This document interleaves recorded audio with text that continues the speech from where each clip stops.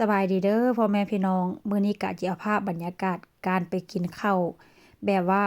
กองเชียร์ของ Real Sociedad ว่าซั่นซะอันนี้ก็จะเป็นรูปภาพของผัวข้อยก็คิดว่าข้อยถ่ายรูปเด้อพี่น้องเห็นบ่มันจะเป็นกองเชียร์แบบว่าทีมฟุตบอลของที่แบบว่าข้อยเชียร์อยู่ว่าซั่นซะแล้วอันนี้ก็จะเป็นหมู่ซาโกรานี่ก็เป็นแบบว่า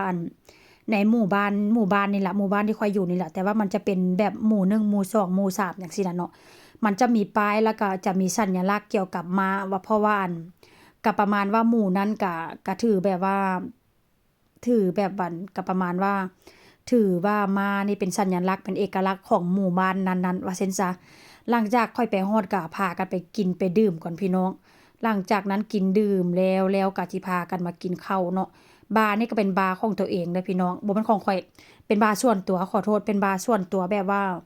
ผู้ใดที่แบบว่ามีรายชื่อเนาะก็สามารถไปกินไปดื่มไปเฮ็ดกับข้าวกับน้ำได้แล้วก็กินแล้วก็ปล่อยไว้แล้วก็มีคนมาล้างมาเก็บว่าเช่นซะแล้วก็ลงบิลไว้เนาะว่าเฮากินหยังแด่ว่าเช่นซะเนาะมื้อนี้อาหารการกินก็บ่มีหยังหลายก็จะมีขนมปังมีสลัดแล้วก็มีทอดพริกหวานแล้วก็จะมีทอดสเต็กเนาะพี่น้องมื้อนี้น่ะก็ค่อนข้างจะแซ่บตอนแรกก็ว่าจิบ่ถ่ายเนาะเขาเจ้าว่าถ่ายรูปเนาะเขาเจ้าก็บอกถ่ายว่าเช่นซะเขาเจ้าก็เลยบอกว่าถ่ายน้อยแท้ข้อยก็ย้านเขาเจ้าเว้าว่าซั่นซะเนาะเพราะว่าตอนแรกก็บ่ฮู้ว่าเขาเจ้าอยากให้ถ่ายข้อยก็เลยบ่ได้ถ่ายหน้าเขาเจ้า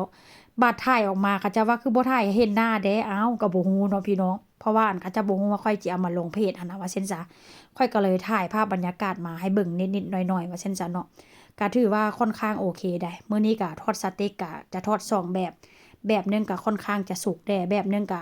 ค่อนข้างจะแบบว่าสุก ข้างนอกแต่ว่าข้างในก็ยังเป็นสีชมพูอยู่จังซี่น่ะก็ค่อนข้างจะแซ่บพี่น้องมื้อนี้ก็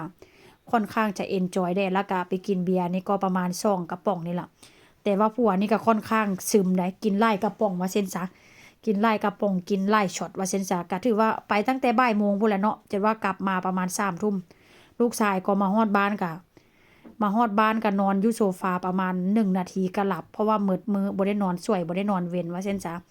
นี่แหละพี่น้องมื้อนี้ก็เอาภาพบรรยากาศมาฝากกันในการที่แบบว่า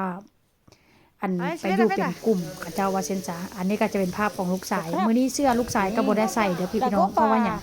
เสื้อลูกชายก็เอาไปไว้บ้านสวนเห็นบ่ลูกชายก็เต็มที่ว่าเช่นจ้ะเนาะมื้อนี้ก็ถือว่าเอนจอยแล้วก็มีความสุขพี่น้องลูกชายก็ไปกินข้าวนำแต่ว่านางก็ว่าบ่ได้ใส่เสื้อก็บ่เป็นหยังเด้อแต่ว่าค่อยใส่สูงอยู่ว่าซั่น เห็นบ่มันจะเป็นกองเชียร์พี่น้องเห็นบ่ลูกชายก็ได้ก็ถือว่ามีความสุขว่าซั่นซะเนาะเพราะว่าไปรับลูกชายมาเพื่องานนี้โดยเฉพาะได้